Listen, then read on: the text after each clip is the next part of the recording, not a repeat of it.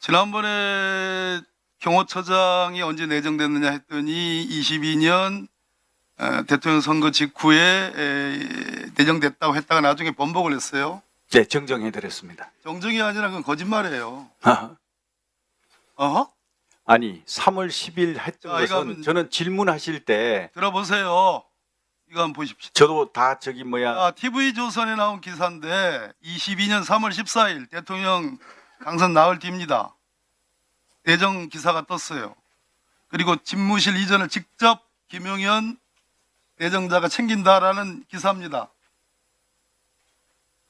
누가 거짓말이에요? TV조선이 거짓말이에요? 김용현 장관이 거짓말이에요? 네, 속기록을 저도 한번 봤거든요. 다 봤는데 의원님 말씀대로 다소의 어떤 내정된 바 없다?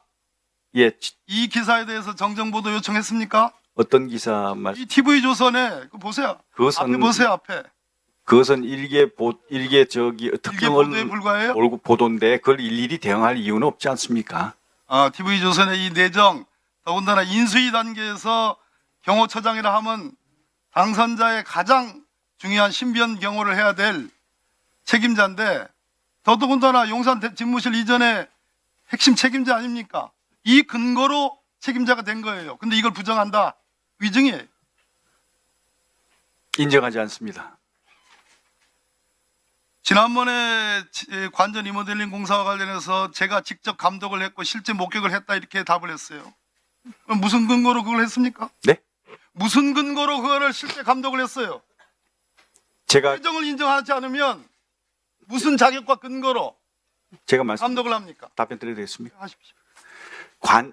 세 번의 이제 그 방탄 창호 공사가 있었지 않습니까? 얘기하지 말고 그래서 어떤 자격으로 TF 팀장? 그렇죠. 관저에 그러면 지금 감사원 감사 보고서에 나오는 경호처가 방탄 창호 공사의 직접적인 계약 주체고 거기서 공사업체를 추천하고 감독도 다 하고 했는데 그 옆에 병무청장 그 김종철 병무청장이 당시 차장이에요. 그럼 어떤 근거로 했느냐? 그러면 문재인 정부의 경호처가 정파도 다른 후임 대통령 당선자의 신변 보호를 위한 경호를 위한 공사를 했다? 감독을 했다? 업체를 선정했다? 이거밖에 안 되는 거예요. 거짓말이에요, 거짓말. 의미 아니. 인정하지 않습니다. 그러니까 인정하지 않습니다밖에 없어요. 동의할 수 없습니다밖에 없어요. 제가 타당한 근거가 없어요. 근거로 말씀드릴게요. 30초 드릴 테니까 네. 해보세요. 네.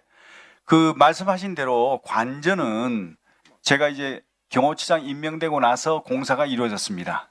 그래서 거기에 대해서 안전 문제라든지 경호 문제에 관련해서는 제가 책임을 지고 감독을 하고 조치를 했습니다. 무슨 근거로 했냐 말이에요. 경호처장 내정자이기 때문에.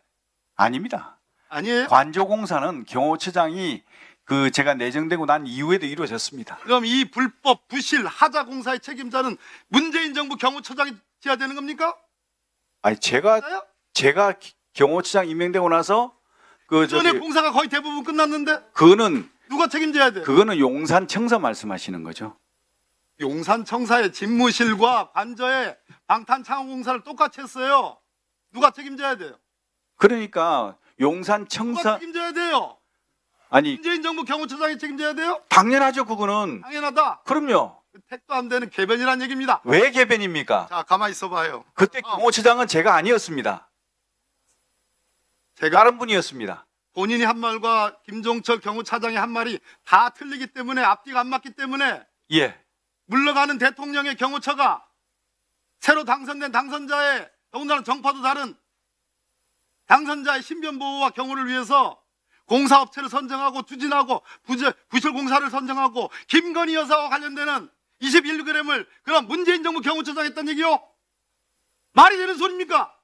아니 지금 거짓말 해도 유분수지. 의원님은 지금 청사 문제하고 자꾸 이런 어떤 그 자, 다음. 관저 문제하고 이게 왔다 갔다 하시는데요. 왔다 갔다 분을 좀 아니에요. 정확하게 본인이 하십시오. 정확히 이해도 못하고 지금 저는 책임만 무조건 회피하려고 그러니 저는 현장에 있었기 때문에 정확하게 알고 있습니다. 다음 PPT 보세요. 국유재산법상 국유재산 종합계획 전년도 회계연도 개시 120일 전에 국회에 제출해야 됩니다. 왜? 국회의 통제를 받아야 되기 때문에. 이게 23년도 국유재산 종합계획이에요. 예? 이 많은 내용 중에 22년도에 제출한 국유재산 종합계획에는 용산 대통령실 이전 없죠, 당연히. 문재인 정부 시절이니까.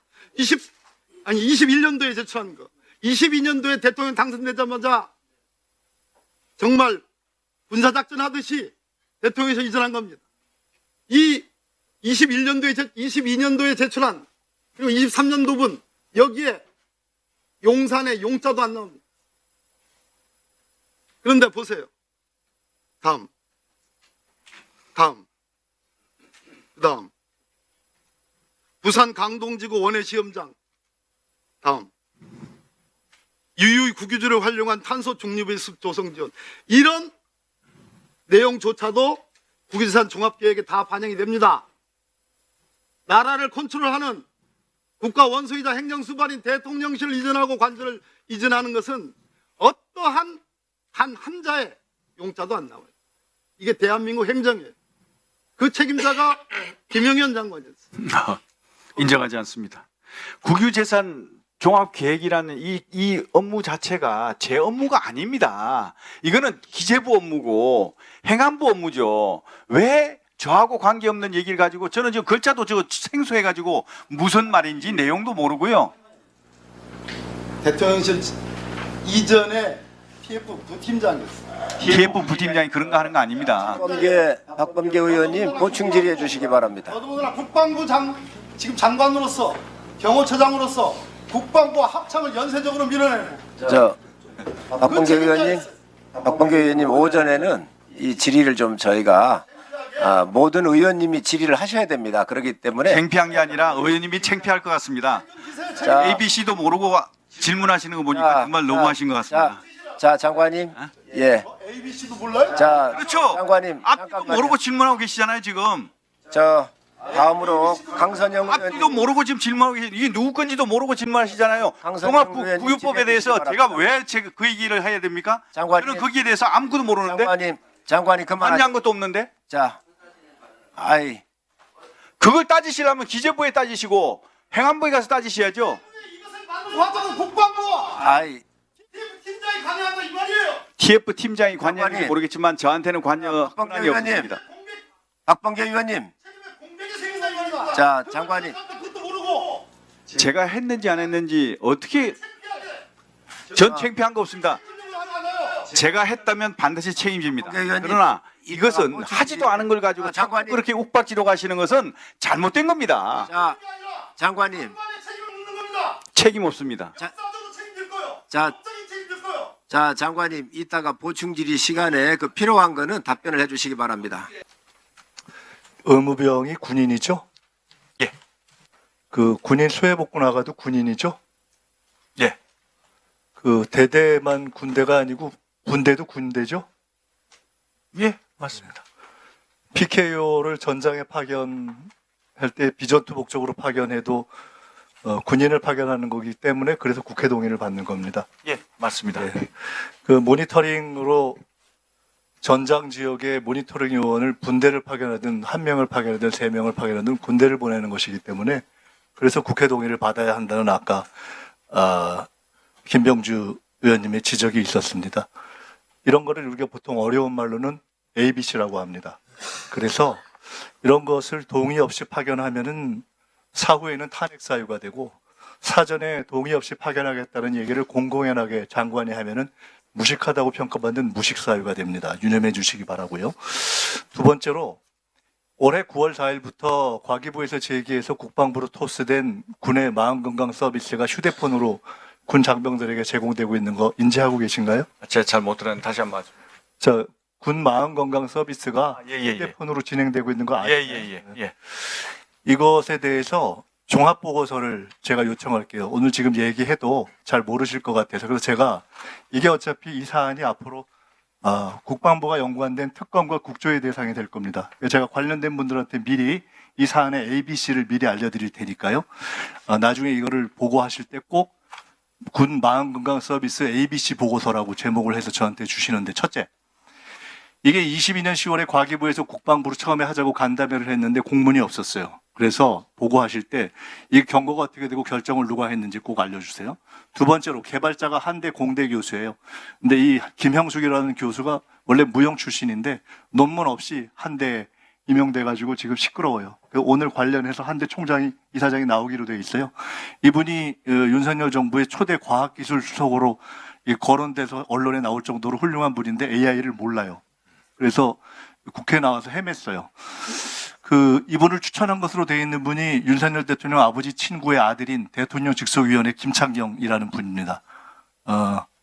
전혀 의혹이 없는 것으로 보이실 수도 있어요.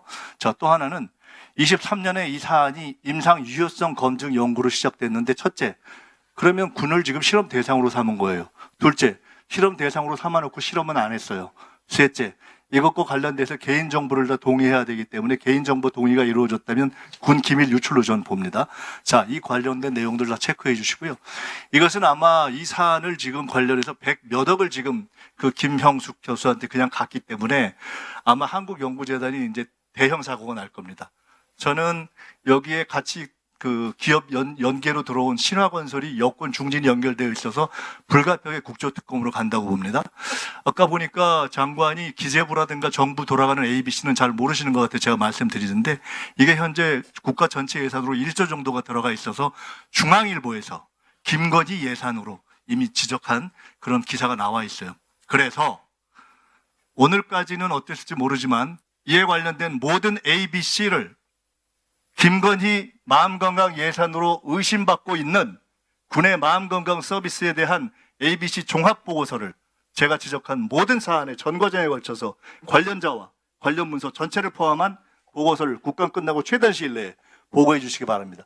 만약 그에 대한 철저한 조사를 회피한다면 대통령과 대통령 부인에 관련한 비리에 협조하거나 또는 은폐하려는 시도가 있는 것으로 보고 이후에 관련자들의 해임 사유에 추가될 것입니다. 자, 끝으로 세 번째.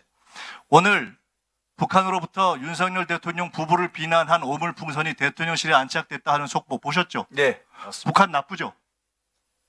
네. 나쁘죠. 어떻게 이런 걸 보내죠? 근데 이 풍선이 혹시 투명 풍선입니까? 안 보이는 풍선이에요? 아닙니다. 보이는 풍선이죠? 지난번에 우리가 수방사에 물어보니까 오물풍선 들어온 거는 들어왔는데 뚫리진 않았다고 하더라고. 장관께서도 이거 우리가 뚫린 건 아니라고 생각하십니까? 그렇습니다. 좋아요. 그래서 제가 그때 이렇게 얘기했습니다. 뚫린 건 아니고 방문 또는 안착하신 풍선일 것 같다 이렇게 얘기했습니다. 오늘 아마 오물풍선이 들어왔다라고 하는 모든 언론에 대해서 국방부에서 뚫린 것은 아니다. 이것은 방문 또는 안착이라고 표기하는 것이 맞다라고 정정 보도나 또는 대변인 브리핑을 하는 게 어떤가 싶습니다. 자, 중요한 것은 투명이 아니고 실제 풍선인데 이미 우크라이나에서는 북한이 대한민국에 몇 번 보낸 것을 기초로 해서 무기로 개발할 수 있다고까지도 지금 언론에 이미 지적되고 있는 이 풍선이 방문, 안착 또는 뚫렸다의 어떤 표현을 사용하든지 간에 대통령실에 들어왔습니다. 그건 사실이잖아요. 그죠? 아까 보셨으니까. 자, 이 과정을 현재의 대통령실의 방공체계와 관련한 것을 다 종합해서 우리가 대통령실을 이전할 때 검토했어야 되는데, 장관께서는 혹시 지금 요 현님 말고 요 직전 경호처장 아십니까? 네, 압니다. 본인이시죠? 네.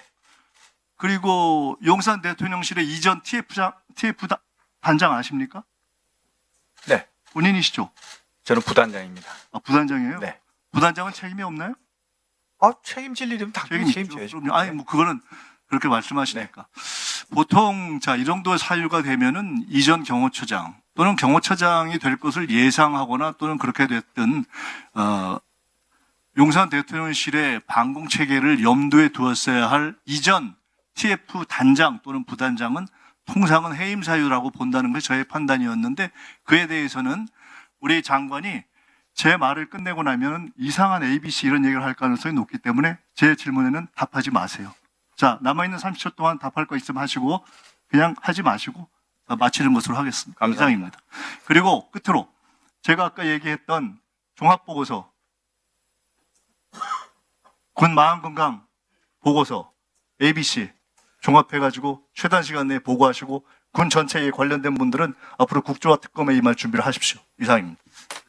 만약 윤석열 대통령이 탄핵이 된다면 어디로 돈이 몰리게 될까요? 이런 뉴스들을 보시면서 동시에 부자가 될 수 있다면 믿으실 건가요? 지갑에 단돈 10,000원이라도 있고 시사정치에 관심이 있으신 분들이라면 지금 당장 돈을 벌 결심을 하셔야 합니다. 정치 뉴스를 꾸준하게 잘 챙겨보는 것만으로도 돈을 벌 기회가 있고 또 이미 큰 돈을 버는 사람들이 있죠. 이 사람들의 차이점은 뉴스를 단순히 뉴스로만 보는 게 아니라 실제로 어떤 종목들에 큰 영향을 미치게 되고 그렇다면 어디에 투자를 해야 돈이 몰리게 되는지 알고 있습니다. 월급만으로는 절대 채울 수 없는 부를 축적하고 있는 것인데요. 얼마 전 한강 작가가 한국인 최초로 노벨상을 받았다는 것을 구독자 여러분들 모두 아는 사실일 겁니다. 이때 부자들은 재빠르게 노벨상 수혜주 종목들을 찾았고 그 결과 예스24라는 종목이 순식간에 2연상을 하며 200% 가까이 오르게 되었죠. 저희 구독자 여러분들은 이미 다들 아시겠지만 이 예스24 종목은 저희가 정확히 어느 가격에 매수해야 하는지 또 언제 팔아야 하는지를 정확하게 공유해드렸었던 사실이 있었죠. 투자로 부자가 된 사람들은 사소한 시사 뉴스들을 그냥 지나치지 않습니다. 전문직이 아닌데도 부자가 되는 사람들의 특징이 바로 이것인데요. 돈으로 이어진다는 경험적 확신이 있기 때문에 진짜로 급등할 수 있는 종목들에 과감히 투자해 남들과 비슷한 연봉을 벌어도 절대 월급으로는 만들 수 없는 큰 투자 수익들을 지금도 만들고 있다는 것입니다. 이번엔 현재 가장 핫한 북한 도발을 대비하여 또 한 번 급등이 유력한 대장 종목을 알아냈는데요. 제 목표는 채널을 크게 성장시키는 것이기 때문에 여기까지 영상을 시청해주신 분들께만 이 정보를 드리고자 합니다. 제 개인 휴대폰 번호 010-792-8273으로 기회라고 문자를 보내주시면 링크 하나를 보내드릴 건데요. 링크로 들어오시면 이번 미대선주 그리고 북한 도발 관련 유력주를 공유해드리겠습니다. 또한 윤석열이 탄핵될 것을 대비하여 탄핵 수혜주 또한 미리 파악 완료한 상태입니다. 제가 돈을 받는 것도 아니고 투자를 대신 해드리려는 것도 아니니까 어느 시간이든 편하게 문자 한번 주시면 되겠습니다. 단돈 10,000원으로라도 시작해야 하는 게 투자와 재테크죠. 수익을 보시게 될 여러분들께 제가 바라는 것은 딱 하나입니다. 지금처럼 제 채널의 구독과 좋아요를 눌러주시고 새로운 영상을 만들 때마다 시청을 해주시면 됩니다.